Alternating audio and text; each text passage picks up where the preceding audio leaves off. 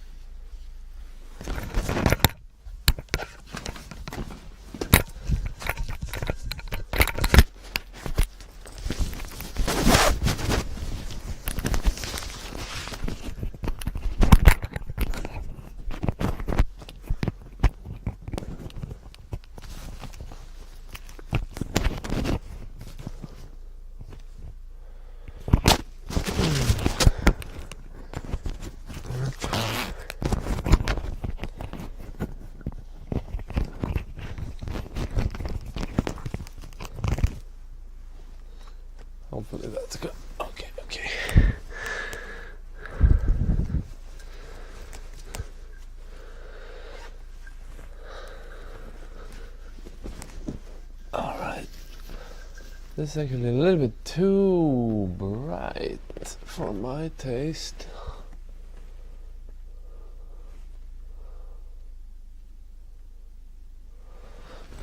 Okay, a little bit better. Dim. Okay, that's better. So, Q&A. What's up, everybody? I just...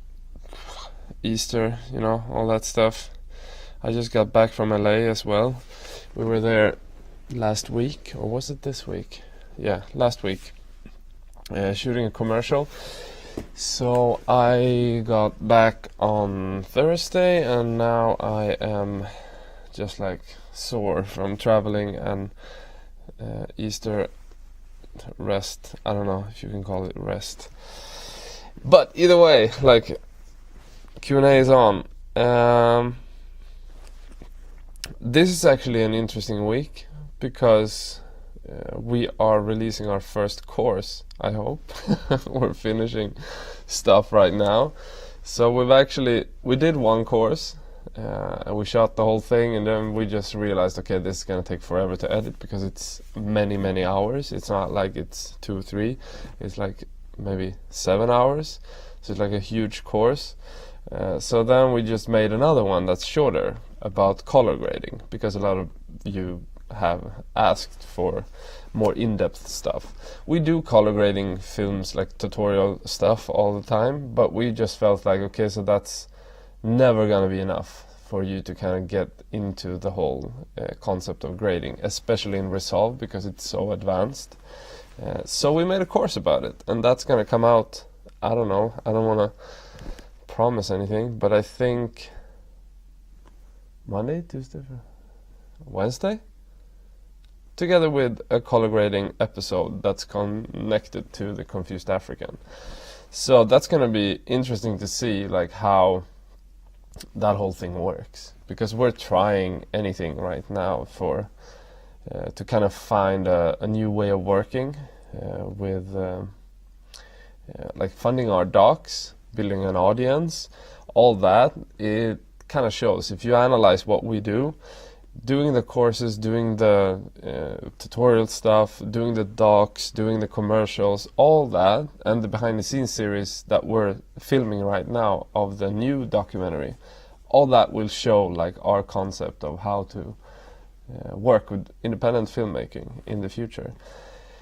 And the Confused African is just one like example of that. I think the Confused African is probably what we did with the Pearl of Africa, but the Pearl of Africa couldn't be tied, and it couldn't be made as efficient as the Confused African in terms of doing the behind the scenes stuff and then the series, because we didn't think about it. We just like, it was an afterthought to do tutorials that was built around how we made the film. For the new film, which is not the Confused African and which is not the Pearl of Africa, we are filming stuff as they happen. So it's a totally different thing. It's gonna be a real proper doc. That's probably gonna be more hours than the doc we're making, about how we're making the doc. So now that we were in LA last week, like, we were there to shoot the commercial, but there's always time for like idle time being there. So we set up a lot of meetings with 2 agents, met a friend that's a programmer at Sundance as well. So we just try to, you know, keep our network going. And yeah, that meetings with the agents, that was fun to record, and you're gonna see that in the future when we do the whole doc about how we're making the doc. Very meta, but yeah, just to give you some insight on what was going on. So we went there just to shoot the advertising thing, and then we just reached out to people we know, like, who do you think we should meet? And they connected us to 2 agents, and these are like big ass agents, like, you know, the Will Smith, Steven Spielberg type of agents. So we're out in the morning, thinking that, okay, so we just have this morning off, let's go get some margaritas. It's 9 a.m. in the morning. So we're off. We knew that, like, okay, maybe we get this meeting, but you never know. So some of you might have watched the stories, or a story that I did from the CAA office. So I'm out going for margaritas, and I get a message that they want to meet. Can you meet at 11? And I mean, we're in Venice, and we're supposed to go all the way to the Hollywood area.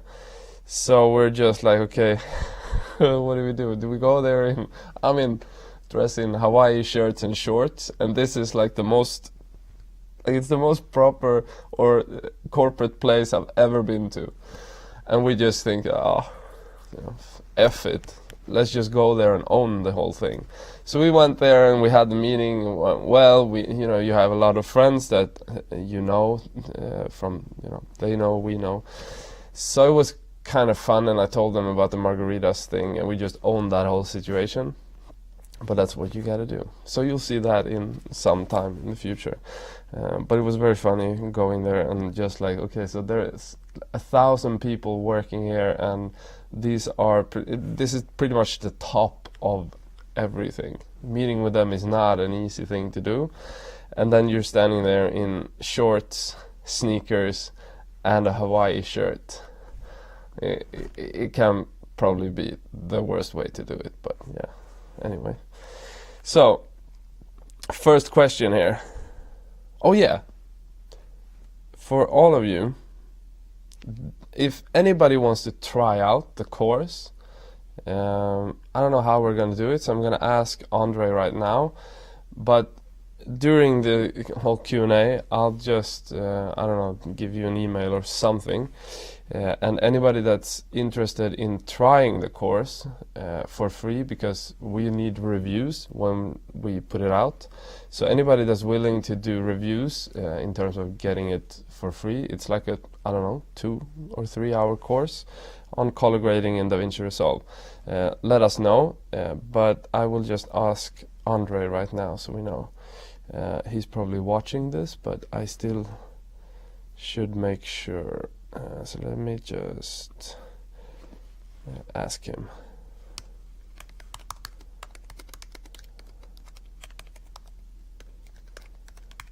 And how many of you that we can give it away for free to. Okay, so first question. Have you ever tried to upscale to 2K or 4K for your Blackmagic Pocket Cinema footage on YouTube? 2K is super simple. I think 4K is probably super simple as well.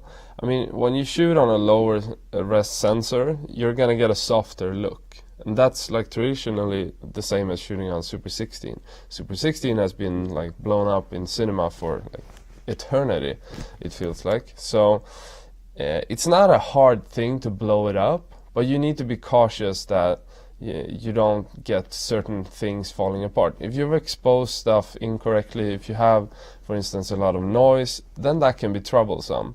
But as long as you have like properly... Damn it. There's a phone that's making noise. I don't think you can hear it though. But as long as you have proper exposed material and all those things, it's not going to be an issue. It's just going to be a look. So you will, by having it a little bit softer, make it feel more organic. It won't feel as digital with all the sharpness going on in faces and all of those things. But it all depends on how proper like your material is from the get-go. So try it out. I don't think it should be any problem at all. I think the whole like upsizing to 4K is just like an illusion. I think it does not make any difference whatsoever, as long as you have a look that is consistent, that is something that you want. If you're going for the sharp, like red or yeah, like the red 8K or 6K or whatever look, that is not what you're gonna get ever. But if you're going for a Super 16-like look, then that's something that you absolutely can achieve by upright resing it. How to color grade the vlog of the GH5 to cinematic. I think actually some of that is included in the course. I don't know if we have any video out on it because it's newer material. We're making those types of tutorials as well, and you also have in the power grade that like the sets that we've released. You also have those for the GH5. We're thinking of releasing both power grades and LUTs for GH5, and I think that's it's going to be interesting to see if we can kind of put together that for the cameras that we have, the Blackmagic Pocket Cinema camera and all those things, to create like specific looks for them. But I don't think it's a difficult thing to grade GH5. I think that it comes down to, as probably the tutorial this week as well on color grading will show, it comes down to kind of controlling and balancing things before you put a look on. So you need to deal with the saturation, the color balance, or white balance, the black points and contrast before you put a look on, because then all footage will look pretty similar once you have done that. But it's about cleaning up the stuff before you put a look on. And I think we go through that a little bit in these videos, but absolutely in the course we dig much deeper into that. But you can also probably, I don't know if I know which looks are for the GH5 that we have, but otherwise we're gonna release power grades that you can use for Resolve and LUTs that you can use for other programs for specifically GH5 in the future. How to make a catchy intro for a documentary yet without including drama in it. I think an important thing when you do a documentary is to catch people's attention straight away. And a lot of that comes down to making people ask questions. So if you have a scene in the beginning, it should open up for people to want to find out the answer by continuing to watching. So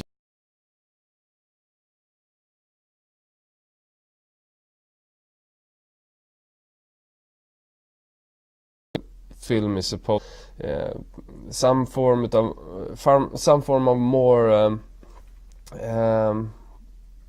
like a maybe more moody or epic, or whatever the feeling is that you're going for. If you go into like a collage or some sort that maybe have the title sequence or something like that included in it, but that tries to kind of picture the world that the film is going to take place. And for instance, in The Pearl of Africa, I think that we started with a scene that is Cleo in the hospital bed, but we didn't answer any questions. We just showed that she's in the hospital and that she's pretty much dying. That's what we wanted to establish. And then after that, we tried to show that this is going to be a journey, it's going to be a road movie type of thing through the first collage. Now this is really annoying. I need to fix this with the speakers.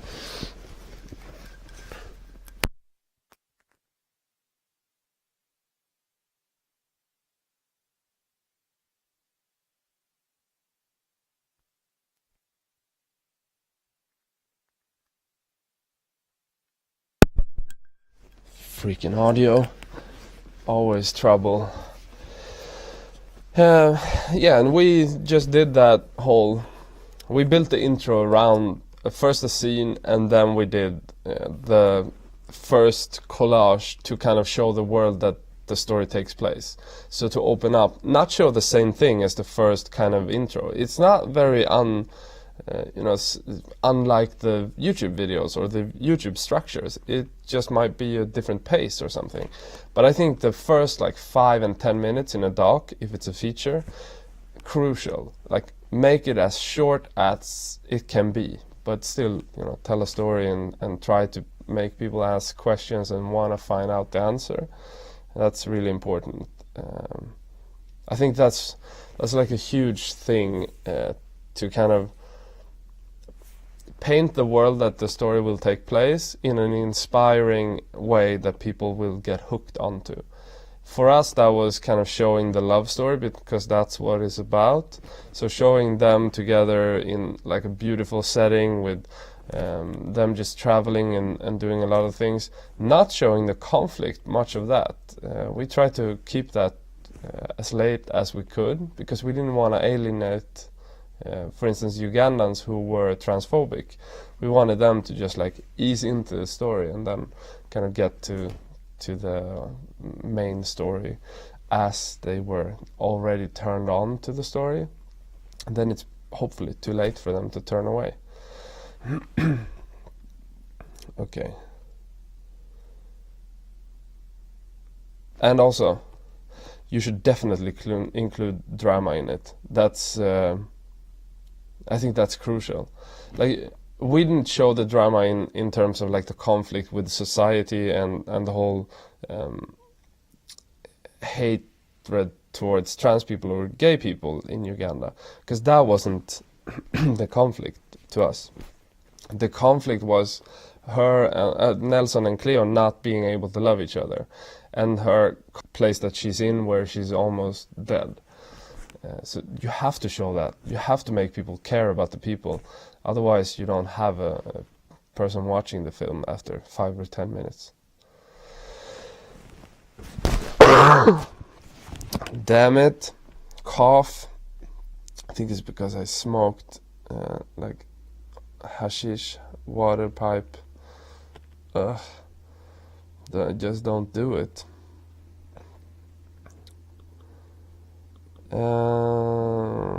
Is it possible to make money editing videos, vlogs for other YouTubers?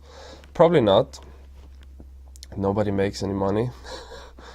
For example, if you're in Europe, you can edit videos for an American channel overnight. I mean, you can probably do it, but it's very hard to live off it. I think most people that are even at 1 million subs have a hard time hiring somebody to do their videos. We have an editor, but he's also working on advertising and feature films and all that.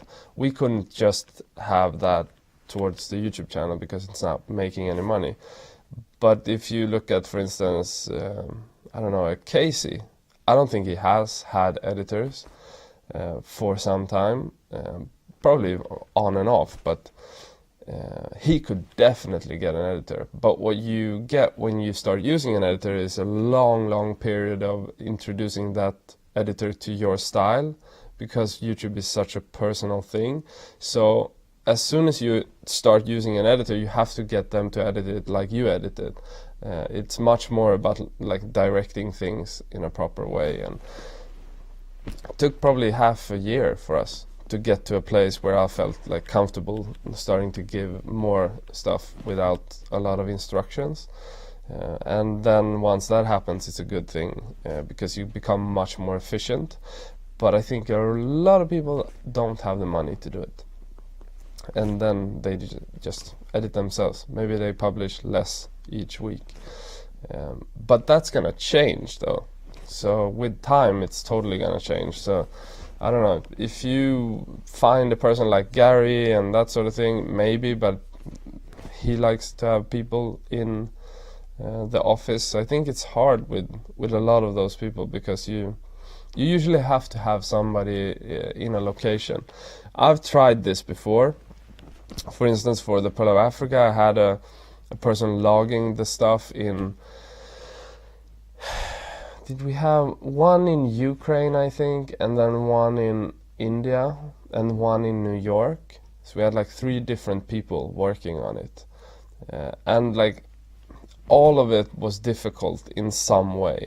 The most talented one was probably in Ukraine, because he had a production company. But the struggle that we have with him was that he was just like off to some other place and wasn't available as much as we wanted. But it comes down to you giving the right instructions for it to work out. But all that like remote working, I'm all for that. We work like that. I rarely meet like Andre or Jonathan when we work on our regular stuff. So it definitely works, but it's much more difficult. So I think people try to stay away from it if they can. Yeah.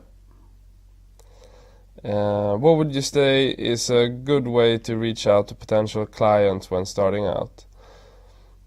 I mean, the best way is always to have them discover you. So if they can discover you, you need to figure out how they discover things, first of all. But if you can make them discover you by themselves, then that's a great way of them contacting you. It's really, really difficult to walk up to somebody or email somebody and get some form of attention. Like, we struggle with it, even though we have a reel that should be good enough to get meetings. And we do get meetings with like random clients that we reach out to, but it's a very difficult thing to get any type of real project from them that is the right project. Usually those comes from the people that you worked with before, or it's just like a chance thing that your work is out there in the atmosphere, and then they discover it and they contact you because they want you to do the same thing for them. That's the best way, and it's the way that it usually works. So we just focus on putting our stuff out there to be out on all platforms and like in the media, doing like PR and that sort of thing. Creating projects that creates PR and buzz, and then that speaks for itself, and then they contact us because they like that. And that's a good filtering process that's organic, so we don't get people coming to us that we don't want to work with, because they get us, they know what we want to do and what we stand for. And I think that's much more important than just trying to get any random job. We try to get away from that, at least, because it's just stressful in the end when you try to just work with new people all the time. I just want to work with the same people because it's less of a starting phase. Because as soon as you work with somebody new, you always have to kind of invest a ton of time and energy to develop the relationship. And another thing to think, not trying to get new clients. Just become friends with a lot of people naturally, and then you're gonna get asked to do things as long as you put your stuff out there for them to see. Yeah.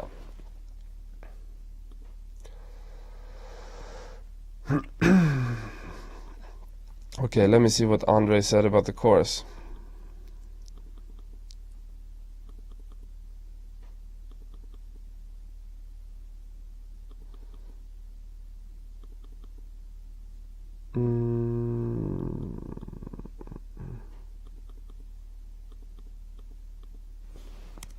Okay, so we're actually discussing what to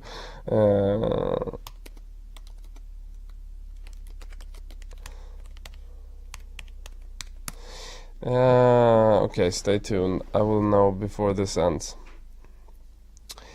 Let me see what the question was. So, is there a crop in AF lens like Sigma 1835 in C200 because it's Super 35? I asked that because I want to rent one, and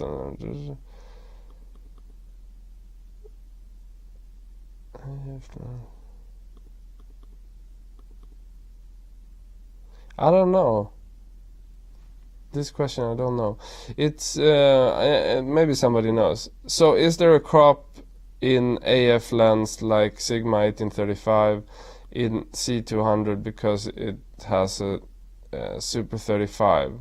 I asked because I want to rent one, and I want wide angle lens like 80mm with a Steadicam. I mean, I don't know, I don't really understand the question either, but I use the 18 to 35 on the C300, and I'm pretty sure it's going to be exactly the same. And then I would say it definitely works, but if anybody knows. But of course, if you compare to full frame, which someone answered here, it's definitely going to be a crop, of course, but you're not going to get a cropped compared to what are the other lenses you have on that camera. So, but somebody might be able to clarify that. Hey Johnny, hello Dinan. For how long did you stay with Cleo Nelson for the Pearl of Africa? Okay, so there's another questions as well, but I actually moved in with them. So first I went there for like a location scouting and character scouting, or casting. I went there for like 8 days. That took a lot of time. I went around, met with a lot of organizations and that whole thing. Eventually I was introduced to Cleo, and with Cleo I met her then, and I spent a day with her, did an interview, and I shot the scene in the barbershop with her nephew, or like probably barbershop, I don't know. It's a scene in the film at least. And then I did an interview that I regret with all my life, because it was the situation. This is probably one of the most definite things that changed how I work with interviews. So I went there and I did the interview, and I knew that, okay, so the sound is terrible outside. There's frogs, there's crickets, it's dark when we get to the interview. So I'm just like, okay, so I know that this is gonna be so painful that we pretty much have to do it in the car. And then I proposed that to Cleo. But Cleo gets uncomfortable, and I start to kind of ask myself if this is right, if I should avoid, getting her uncomfortable, because at that moment I felt like that was more important. And I think if I did this today, I have so much experience that I would have easily picked the car over being outside. But I didn't pick the car. Instead, I went outside and I did the interview, and there's like frogs and crickets in the whole interview, and it's a really good interview, but it sucked in terms of audio quality. So the whole edit and the whole post-production with the sound design and all that has been kind of dictated by how the interviews was. So it was very hard to kind of cut that with a different interview. There was always crickets. Screwed me over. So that was the first time that I met Cleo. And then the second time was, how long was it? Was it for like 2 weeks or something? I moved in with them for 1 week to shoot most of the stuff, and then I went and stayed with a friend in Uganda for the rest of the time.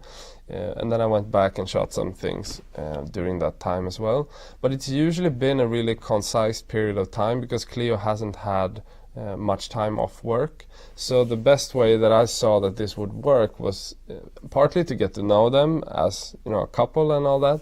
If I moved in with them, it would be much easier. So I stayed in their spare room, rented that for that week, and then they were happy because they got the rent in, and I was just happy to be able to kind of control the situation, because moving around with all the logistics and waiting, and people are always late and that whole thing, I kind of erased that problem entirely just by living with them. And I also got closer to them, both as a friend and as a filmmaker. So that was how I did that. And then I think that was it in Uganda. And then she fled to Kenya. I went there for like 10 or 14 days. And then I actually stayed in a hotel. But then I had gotten to know them already, so it was easy to just go back and forth and shoot with them. And then we went on a trip to Mombasa together. So then we stayed with each other in separate room, but we still lived in a train, cabins next to each other, and then in the hotel. So then we stayed much closer. So that was like 10 or 14 days, and then it was like a month in Thailand together. So it was kind of a long filming time, actually. Also, I did a solid pre-production for my short docs. I have the shoot in 2 weeks. What should I make sure that I did?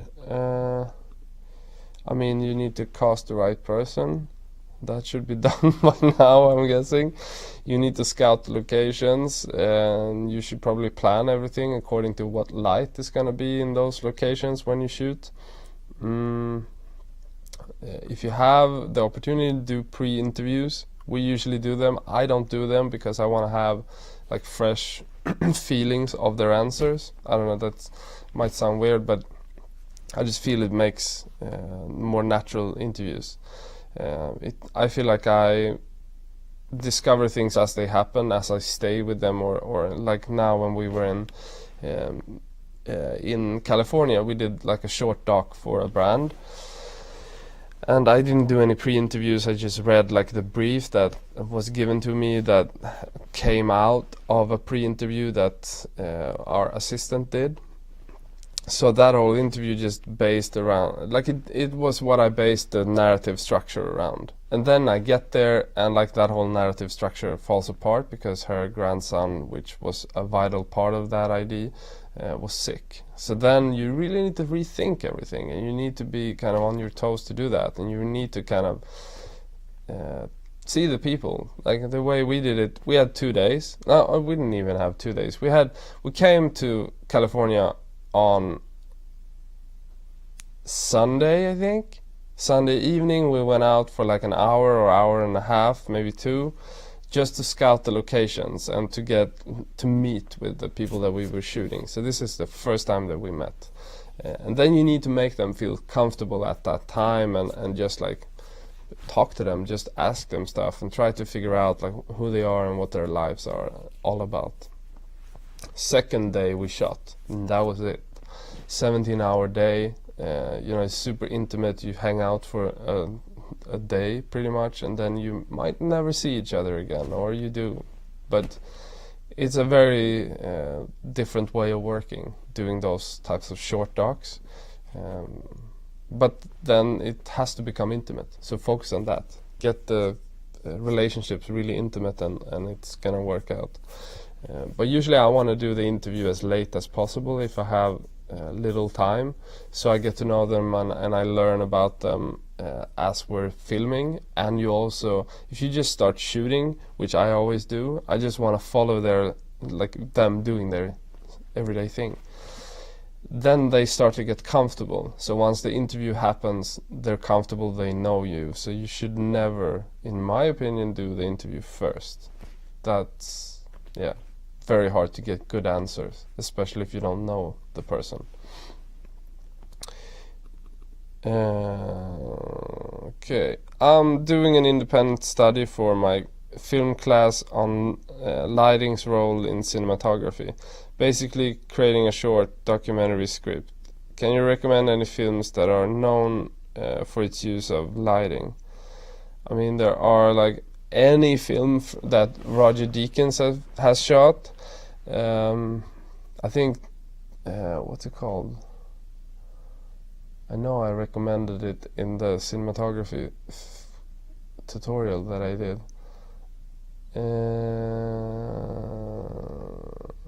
The Man Who Wasn't There, Coen Brothers, which Roger Deakins has shot. It's black and white. That one is a super distinct style that is totally dependent on the lighting. I think any of Von Kar-Wai's films that Christopher Doyle has shot is really interesting to watch. What else?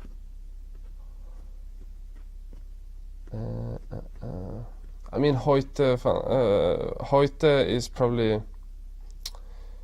interesting to watch, but then I would say maybe Let the Right One In, the Swedish version, is more interesting than the Hollywood films, because it's more raw and it's more distinct.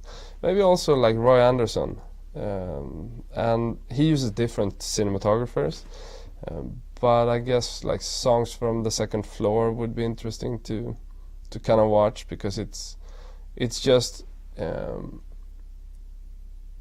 like, what is it called, like, tube lighting, or like the lighting fixtures, but it's a very soft light. Like everything is super soft, and the styling and the everything from scenography to styling is also super soft. It's like a very faded look just by the whole styling and scenography and all those things, and the light adds to that. So he usually works with perspectives in a really interesting way, because he can shoot in a room like this and make it feel like you're in a big hall, like a train hall, because they use perspectives.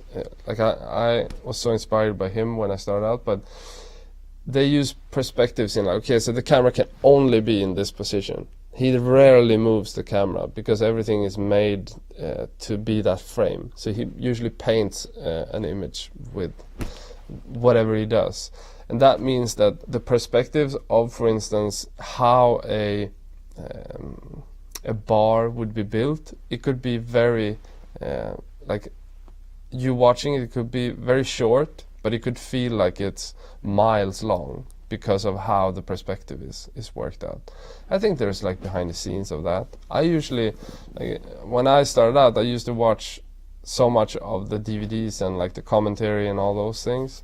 That was really interesting. I also had Roy Andersson as like a guest teacher and his DOP, so that's why I know so much about it. I've been in that studio and I've seen the whole builds and all that. But I think all the people that work more like planned in how they use light is interesting to watch and get inspired by, especially if you do docs, because usually doc people aren't the best at lighting. So I don't think it's really good to be inspired by that, because that's just like the lowest level that you should aim for. Not lighting is, you know, the worst way of lighting, but it sometimes is the only way to do it in doc work. But also look at still photographers, still documentary photographers, and like the masters of light, basically, that do like portrait photography and how they use light and composition. That's also interesting, I think. Finally, watched the Pearl of Africa. Did you use any bounce lighting or supplemental lights? Yeah, I always, when I don't have the opportunity to light, I usually just bring the ambience up, and I use the lighting that's there. So for instance, right now there's a window right there. I think when this Q&A started, it was much brighter. Usually you don't want to have a situation that changes like that. So it's all about trying to control the situation. And that means that maybe you have to block that window so that you don't get all of a sudden a sun coming in through the room. Or you should only focus on using the windows as a base light and then just work from there. Usually I try to work with the lights that already are in the room. So if we could say that this is a practical light, which actually is an LED tube that I've put there, or that one, which is like also an LED strip that is put there because it's controllable. So I would use lights like this. But in that one it was mainly windows or like sun coming through a window or stuff like that. But I use those as a base light. So to create depth in a room, I would put them in a room some way in the framing, and then they would create the depth in the room, and then I would light so that the characters look properly exposed and all that. So that would usually mean putting like a light somewhere over here, just one light usually, to bring the ambience of the room up, and to bring just one light in that sets a character and gets exposure right in the face. And I don't think I have one, but it was this Came TV light. That's when I run through the whole gear stuff that I used for Confused African. You can see the light there. That was the basic setup I had, like one tiny LED and then one panel, and usually on a battery, just to make it flexible and move it around with a V-lock battery. I think that was it. Outside I just used natural light all the time, I think.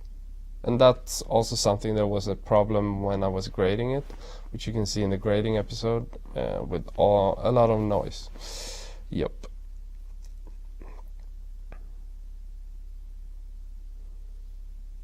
Don't 2/4 have to be foreign, not from the US or UK. Okay, but back to the question about light and film. Look at like the Asian cinema. Look at Wong Kar-wai. Look at I guess the Swedish then is interesting. French cinema. Look at what DPs is there? I mean, it's probably interesting to look at also both, like look at Delicatessen. I don't know who made that one, but that's an interesting film to watch if you haven't watched it. And look at the maybe Danish Dogma era with like von Trier and who else? Thomas Vinterberg. There's a lot of natural stuff, like natural light that was in the Dogma era, I mean, they broke those rules as well. But what came out of it afterwards is also interesting to look at, like how they stayed true to natural light. Yeah, maybe the Dardenne brothers, look at who shot their stuff. Yeah, because they used like natural light, but or they make it look natural, even though it's not. Okay, next question. You work for brands. How do they put their nose in your work, or do you have some kind of creative freedom to produce? The way it usually works is that you pretty much have no say in the ID and often the script. Oftentimes it's like driven through a voiceover that they've written, and there's like baby things that you can change about it. But when you get on board, they have already set the whole ID, basically. So they have had a brief that they pitched, and now you come in as a production company and as a director. You need to put together a new pitch that's your unique angle of capturing that ID that was sold to them. And usually this is a whole campaign that has a lot of other components as well tied to it. So it's not just the film that you're making, it's also like adverts in like public places, all those things like billboards, a lot of stuff in the same campaign. So you come in and you don't have much to say except for the aesthetics and how it's going to be made, basically.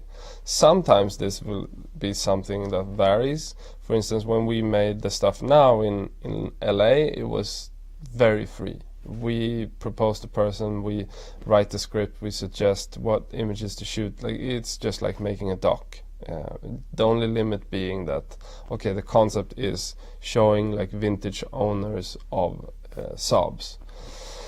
That was it.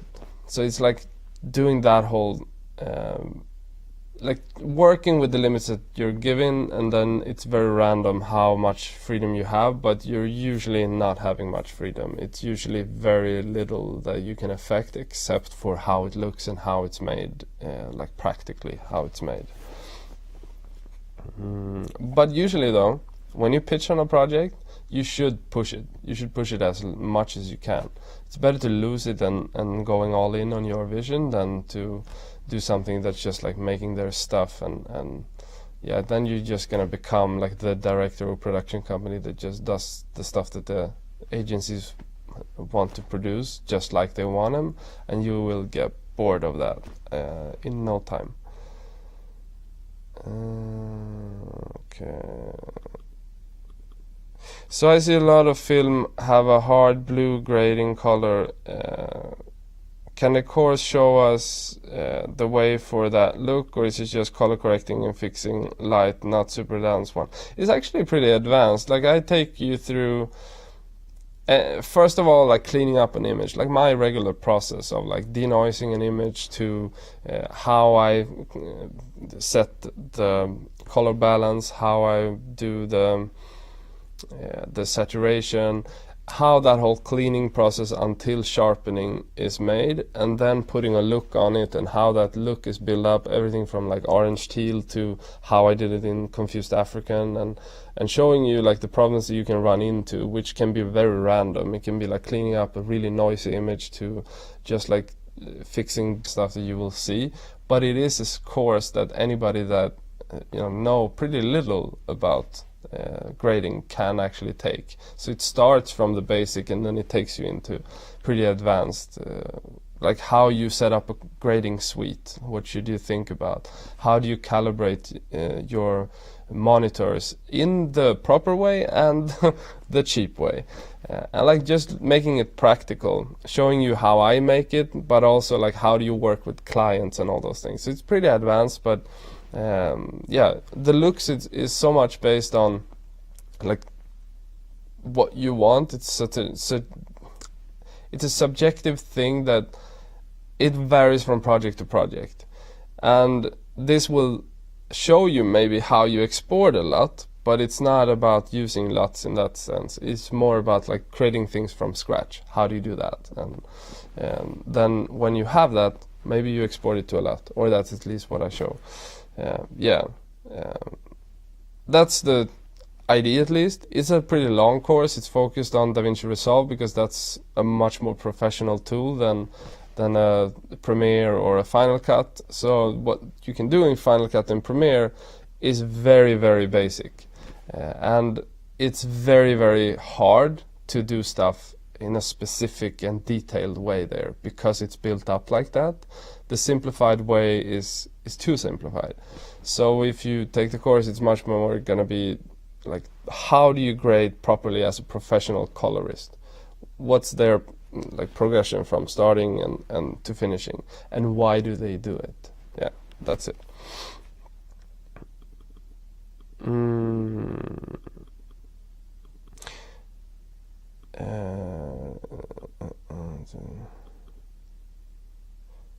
Okay. Really love these Q&As. Recently discovered your channel and watch them pretty much daily. Any tips for filming kids? Oh, I did that. Yeah, I do have. So getting good answers out of them and catching them in a natural way in docs. So I've done 2 things recently. One before Christmas and then one now. Yeah, let's start with the LA one. So I went to LA and I was just like looking for people to meet up with. We met up actually and hang out with Mango Street while we were there. So we tried to mix like the agent stuff that we do for the doc as well as with the YouTube. But then I also was randomly on Instagram and I found this kid who skateboards. He was 8 years old and like he does amazing things. Like he will be a pro and probably a superstar. And he skates in Venice and we were gonna stay there. So I was just like, oh, let's hit him up and see if we can do something. So we had, like, this is something that we just packed into a full day where we had meetings going around. Like first we met with an agent in the morning when we didn't get to have those margaritas, and then we went to hang out with Mango Street, and then afterwards we just like went back to Venice to shoot this kid. And that's the first time that we met. We had 2 hours with him, and you know, he's just like interested in skating. That's all it is. And in that time you need to kind of get an interview going, and you need to get him comfortable, you need to get his parents comfortable, and you need to get him to perform as a skateboarder and all that. So we just did that, and we just went there, hang out with them for a while, just like talking to them, getting them comfortable. We were the agency guy that we were there with, and then it was me and Andre basically. So Andre and the guy from the agency, they just hang out with the parents, and I went to shoot with the kid. And then I just let him do his thing. I just let him skate for a while, probably an hour or so, just to get him comfortable. And I started to feel like, okay, so time is running out. I need to kind of get things going. So then I start to try to get him to, psychologically move away from the park, because he could be in the skate park all day, and that would not make for a good short doc, because you know, you want to mix the locations, you want to have it feel like you've shot for more than an hour and a half, which we ended up doing. So the doc, like, it was a random thing. We didn't know, like, what would it be about. So we started to think about what the interview could be. First we thought maybe the dad, maybe something about him, like his dad being like his manager and that sort of thing with social media. But then his dad was not very well at speaking English, so it felt like that would be an obstacle to kind of get him to nail it. We could do it in Japanese, but that would probably be a big hassle to get that to work. We would have to have a translator for me to do the interview. It would be a much bigger thing. So we ended up just trying to do it, and just like did it as a really low-key thing. I mean, we had the gear, we had the Ursa Mini 4.6K with us, but I just left that because we were running around with meetings. We just have the X5R and the GH5 and like my small backpack. So basically the gear that I packed for this Christmas. So if you can find that video, that's probably pretty much what I used. And we went there, we shot that stuff in the park, and then afterwards I just like, okay, so we need to go skate around Venice to get some different shots, just to get more of like him as a portrait. Went and did that, and then once we had done that and had some different locations and all that, I mean, we had an hour and a half from meeting the kid to sitting and having the interview done. So you need to talk a lot to the people that you do this with. If it's a kid, you need to speak to them and hang out with them and just like be friends with them. And it has to happen like so fast. Luckily, he was used to cameras, so that wasn't an issue. But then we just went away, went into like an alley because I wanted to be more quiet. Walked past like some homeless people that are standing with some police, and you know, you need permits to shoot there, but we didn't have that, so we just walked past. I just recorded with like this type of lav into my Electrosonics PDR, so we just recorded the audio. And first, I think I messed up the audio for the first part, so I had to do the interview all over because somehow the recorder stopped and I didn't watch the recorder. So I did like 15 minutes of interview, and then I noticed that the recorder was off. So these things happen. So then after that, I was just like, okay, damn it. So I asked the questions again, and of course, like it got a little bit different answers and all that, and I didn't really know like what would this end up being, because like you're sitting with a kid and it's so hard to do interviews. So the crucial aspect of getting good interviews is trying to have them hang out with you and become comfortable. And when you have that little time, it's really hard to get to that place. And every kid or teenager has a really simplified way of thinking, and they cannot express themselves, most of them, in a very eloquent way. So you have to simplify your questions as well, and you need to have them be very... You cannot have yes and no type of questions. You should never have that, but especially with kids you shouldn't have it, because it's so easy for them to just say yes and no, and you know, then you will struggle to get any proper answer from them. So while I do the interview, I have to figure out what the film is going to be about, what could be interesting. And now I've actually done a rough cut of the whole thing as I got back, and I just feel like, oh, this actually is something. And it's much more, like I knew that probably the film will be about dreams, but I didn't know how and what. So I was just asking like random questions about like stuff that's connected to dreams. And eventually I think I found something that can work. I don't know if I'm going to include my voiceover or not in the whole thing. But that's just something to watch out for, and do press record or whatever I did wrong, I don't even know, when you do that interview.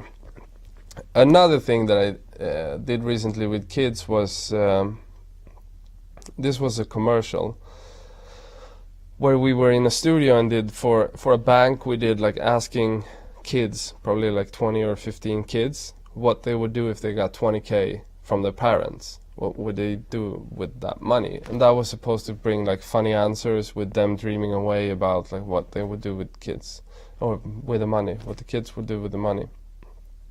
So we set up a whole thing in the studio where we had two people that all they did was to go into the room when the parents came with the kids, and they hung out, they played with them in that room. So I didn't do the interviews because we felt like it would be impossible for me to get that relationship going. We had like maybe 15-30 minutes with the kids before they did the interview. So we had instead two people that all they did was to sit in the room and play with them, and then they came out and they asked the questions that we wanted them to ask. So they were the main person that they communicated with, and that was just to get the kids comfortable. And I don't think we could have done it in any other way. And that was a challenge, because then you need to be really clear about like what the questions should be and what they should ask. So instead we had to, like, every time we had a kid, at least until we set the tone of it, we had to direct the people that were asking the questions, so that they, when they came with the next person, they asked a little bit differently. Yeah, I think that was pretty much what we learned from that. And I asked a little bit similar questions now when I did the interview in LA as well. Just like, what would you do when you become a professional skateboarder? That type of question. What would you do with all the money or actually work? They bring out an interesting answer from a kid. And I think you need to think about like what how do you get them to be emotional and think it's fun to answer a question? Those types of question works the best. So when he, for instance, answered like what he would do if he got all the money in the world, then he started to imagining building a skate park and that sort of thing. But before that, it was very like simple answers. So just like buy a house and no details into it. So you need to get them to elaborate, and that's much harder with kids because they usually just answer the question as a task and not, philosophically. I really love your style, and I think you're very inspiring. Thank you. I'm wondering how to begin making short films, but I'm in the lack of writing skills to tell stories. From where do you get your inspirations? I think for me, I was in a similar situation where I felt like it was too predictable to write stuff. So I started working with docs because of that as well. I thought the process of making docs was more interesting because it's real people and you need to figure them out and try to piece it together more in a organic way than writing stuff. I rarely watch feature films that are fictional today. I think it's too boring, the narrative structures that's out there. I think that every film pretty much becomes predictable because it has to have the 3-act structure and you have to build everything around the whole drama that is in every film. So docs, just because you can't control things, they will make the stories less predictable. You will get a different narrative with every film because it's so hard to control. And I think you should try to put yourself in that situation where you try to tell stories that way. If you can do docs, that's a good way to learn how to structure things also.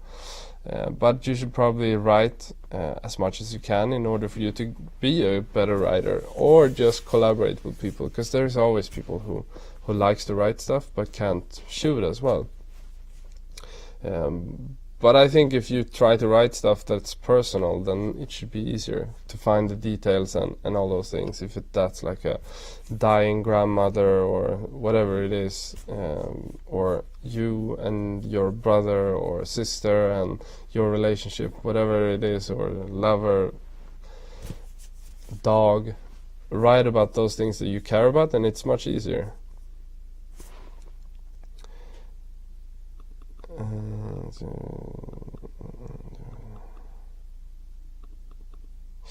I'm shooting a documentary. I've shot a few interviews for it already, but I struggle to get people I interviewed to be comfortable. They often represent some kind of company, but I want to hear their personal stories too. Any tips? I think the best way is to hang out with them. I think that the worst thing you can do if you want people to be natural is to shoot an interview. I think that's the last thing you should do in any type of filmmaking. When you start doing the interview, you need to have a relationship with the people for it to be a good interview. And that goes for all the interviews, even the ones that are like drilled, like media drilled. If you just film somebody, if you make a story about somebody that's just themselves, so for instance, if you make something about a fisherman, every time that person is fishing, he or she is going to be totally natural. It's going to be their element. As soon as you put them in a place where they don't belong, like a studio, it's going to feel uncomfortable. So you need to get them to be in places or situations that are natural to them. Then they will be much more comfortable with the camera and with the answers that they give you. But you should also just try recording just audio. Some people are much more comfortable with that. I just do that nowadays. I rarely shoot interviews with video because I just feel like it doesn't add anything. I don't like that style as well. I don't like talking head docs. I think that kind of it limits how you tell stories. I do it when I do the vlogs, and now that I've worked with vlogs for such a long time, it kind of becomes an interesting thing to play with, you talking into the camera, because it does add something. But as a general thing, I don't think it adds anything to have talking heads. But when you have it addressed to the person, or when you have a talking head at some point in the doc, then it adds something. It's a tool to get a connection with the audience. But when you have talking head driving the whole story, then you lose out, because you can't make a cinematic and an emotional story that way. Like, how much do you care about a person that's just sitting and talking and that cries? Not as much as if you see them in real life. You should always aim for that, to show their life and their world first, and then, I mean, you will listen to them or whatever. Okay, that's gonna be it for this week. Let me just see what Andre wrote.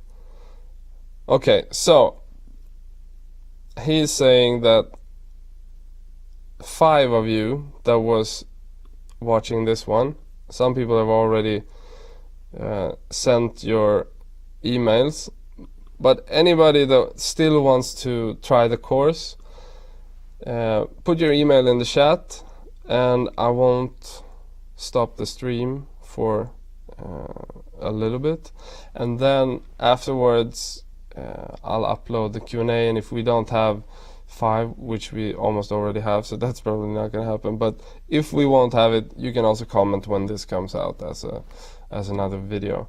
Otherwise, what did he write? Maybe this is going to be a secret. No, otherwise we're going to release 10 more on Wednesday when the grading course comes out. So turn on your notifications and go in straight away, and yeah, give us your details and you will be able to get that course. Okay, so see you guys, and yeah, happy Easter.